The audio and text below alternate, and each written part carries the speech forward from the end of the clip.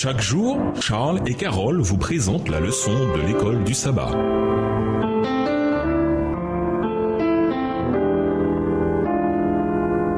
Bienvenue dans votre émission. Dieu nous parle. Nous voilà à la leçon de mardi, l'amour de l'esprit. Le Saint-Esprit est mal compris, presque autant que le Père. Certains théologiens considèrent l'esprit comme l'amour qui existe entre le Père et le Fils.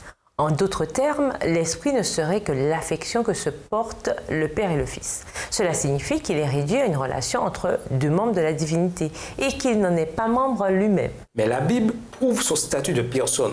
Les chrétiens sont baptisés en son nom, avec le Père et le Fils. Matthieu 28, verset 19. L'Esprit glorifie Christ. Jean 16, verset 14. L'Esprit convainc. Jean 16, verset 8. Il peut être attristé. Éphésiens 4, verset 30. C'est un consolateur. Jean 14, verset 16. Quelqu'un qui nous vient en aide. Bible français courant. Il enseigne. Luc 12, verset 12. Il intercède. Romains 8, verset 26. Et sanctifie. 1 Pierre 1, verset 2. Christ a dit que l'Esprit conduit les gens dans toute la vérité. Jean 16, verset 13. En un mot, l'Esprit est Dieu, tout comme le Père et le Fils. Ensemble, ils sont un seul et même Dieu. Tout ce que fait l'Esprit révèle l'amour divin. Citez quelques-unes des choses qu'il fait. Luc 12, verset 12, Jean 16, verset 8 à 13, Acte 13, verset 2. Jean 12, verset 12, car le Saint-Esprit vous enseignera à l'heure même ce qu'il faudra dire. Jean 16, verset 8 à 13. Et quand il sera venu, il convaincra le monde en ce qui concerne le péché, la justice et le jugement. En ce qui concerne le péché, parce qu'il ne croit pas en moi. La justice, parce que je vais au Père et que vous ne me verrez plus. Le jugement, parce que le prince de ce monde est jugé. J'ai encore beaucoup de choses à vous dire, mais vous ne pouvez pas les porter maintenant. Quand le consolateur sera venu, l'Esprit de vérité, il vous conduira dans toute la vérité, car il ne parlera pas de lui-même, mais il dira tout ce qu'il aura entendu et il vous annoncera les choses à venir. Acte 13, verset 2.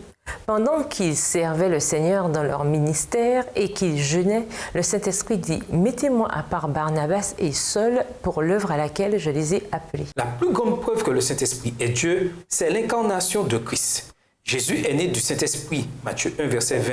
Seul Dieu pouvait créer de cette manière.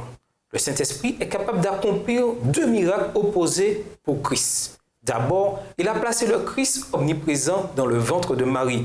Christ est monté au ciel sous forme corporelle, cantonné à ce corps.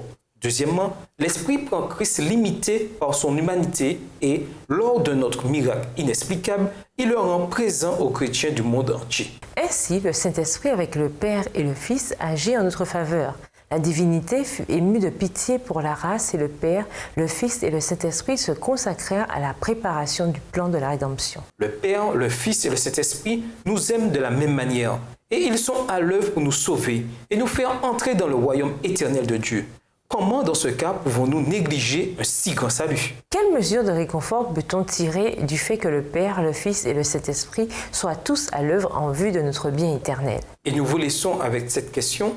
Selon vous, en quoi le rôle de Jésus en tant que médiateur est-il pertinent en ce qui concerne votre relation personnelle avec Dieu?